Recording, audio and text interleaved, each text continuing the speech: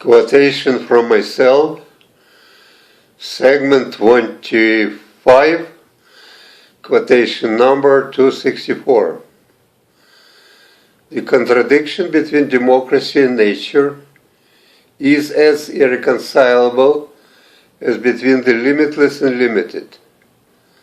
For democracy presupposes and inevitably leads to the ever-increasing consumption of nature resources which are finite. When the number of the rich was small, and especially when they were the only ones who had the right and the privilege of conspicuous consumption that goes above and beyond what is necessary to sustain man's existence, even the comfortable one, the nature could cope with it. But such a blended inequality of consumption was never accepted as fair as the majority of populations, the poor. Throughout the history, every revolution, be it of slaves, serfs, or workers, was as much about their political as about their economic rights, namely the more equitable redistribution of wealth, and as a consequence, higher level of consumption by the poor. Until now, this has been achieved, only partially of course, not by taking away from the rich and giving to the poor, but by producing more goods. Technology and the engendered by it increased productivity have always been the universal pacifier. Such a solution, however imperfect it was, is no longer available, due to the limitation imposed by the finite environment on the one hand and by the seemingly limitless desire of ever-increasing masses of population to consume on the other hand, the desire unleashed namely by democracy. Democracy is the first political order in history that proclaims the absolute political equality of all the members of society. But having said this, it has to inevitably take the next logical step and proclaim the economic equality as well. For the political democracy is based on the economic one, the democracy of consumption. As long as a worker can, or think he can, at least potentially, have what supervisor has, and supervisor what the manager has, and manager what the owner of the company has, and so on, everybody feel kinship as a consumer, and a certain degree of consensus on economic level necessary for democracy to function exist. The problem is that the nature cannot support the democracy of consumption. It cannot support 5 billion cars, 5 billion refrigerators, 5 billion yachts, villas, etc. Finally, we as the human species have come to a point when we have to address the problem of real redistribution of wealth. Otherwise, the world is going to face the most violent revolution of them all, everybody against everybody. So we are either going to destroy each other or to agree and to learn to live in a world or plan the more or less equitable consumption. Our only salvation, after all, is some form of socialism, no matter what would be named for it. Number 265. In some general sense, we, as the unique personalities, are all strangers to each other. But the degree of this universal estrangement varies, and so do the difficulties to overcome and means and efforts needed to bridge the dividing walls.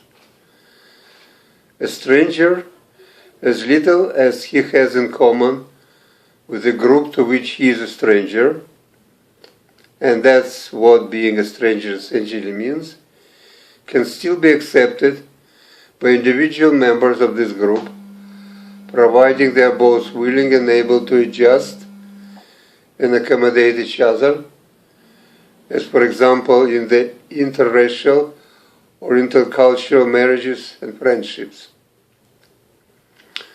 But in doing so, this individual member of the group has to act as an individual per se, and not as a member of the group he belongs to. For by his action he separates himself from the group, both psychologically and behaviorally. He even risks the risk to be separated socially and to become himself a stranger to his own group.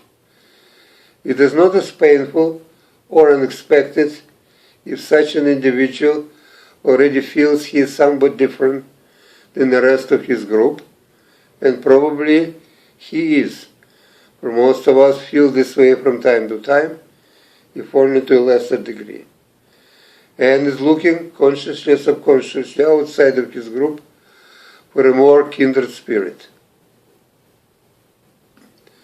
Yet the group as a whole can never accept a stranger unless, as rare as it is, its very survival depends on his. Witness Moses and Hebrews. And even then it's far from certain that the group would be able to maintain its acceptance without periodical revolts and reverses. To begin with, it is seldom willing to do so, but most importantly the group, the complex social organism created and shaped by forces of history for self-preservation and perpetuation, becomes far too rigid and inflexible because of this, and therefore is incapable of adjustment to and accommodation of something foreign to it. On the contrary, the group by its very nature as a social body is programmed to reject the stranger, as the biological body rejects a transplanted organ. For in order to accept the stranger, it, as a group, has to change its habits, rules, tradition, etc. Precisely the set of things which hold, to repeat, precisely the set of things which holds the group together. For to accept something is to adjust to it, and to adjust is to change, and to change is to cease to be what it was before. Moreover, each member of the group individually and the whole group collectively had to undergo such a radical transformation practically all at the same time, which is altogether next to impossible. The solution to this problem is, of course, as old as the world itself.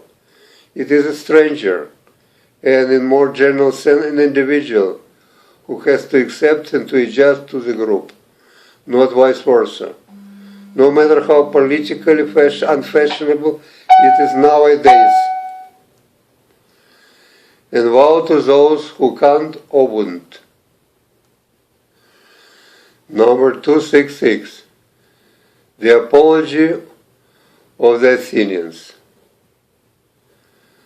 Though eventually they condemned him to death, during his long life of 70 years, Socrates received from Athenians a gift that would be highly desirable by any man, but was especially valuable, even priceless, for a man like him,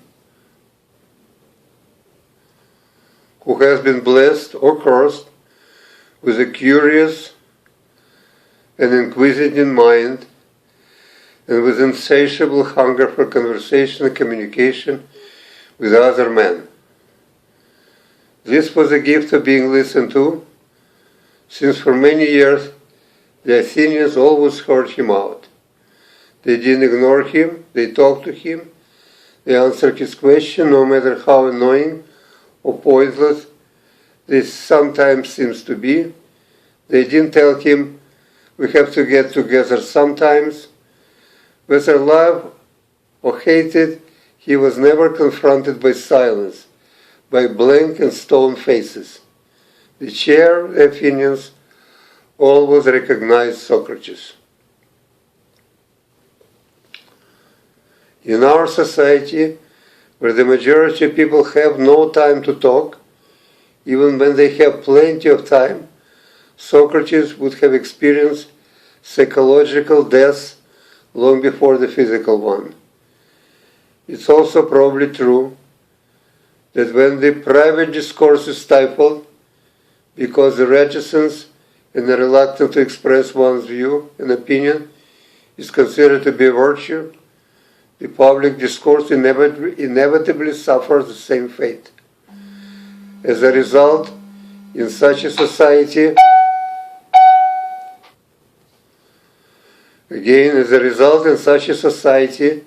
unlike in the ancient Athens, neither philosophy nor genuine democracy can thrive.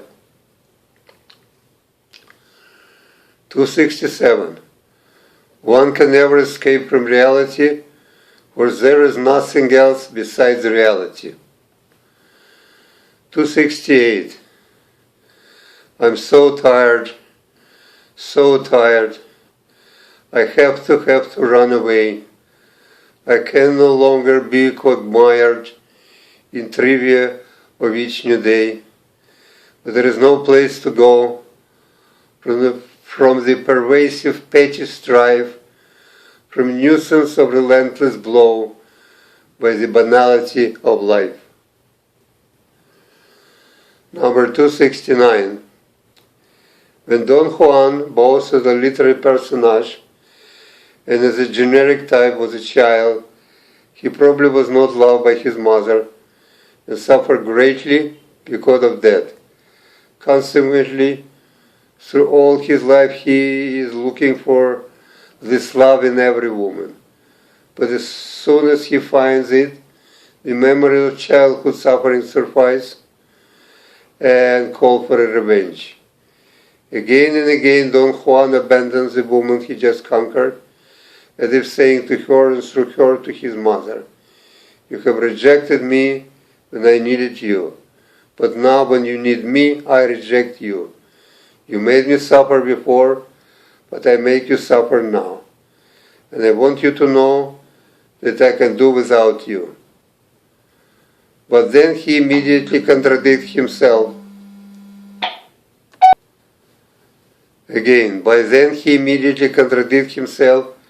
By chasing yet another woman. For Don Juan can live neither without love as a conquest, nor without betrayal of it as a revenge. 270.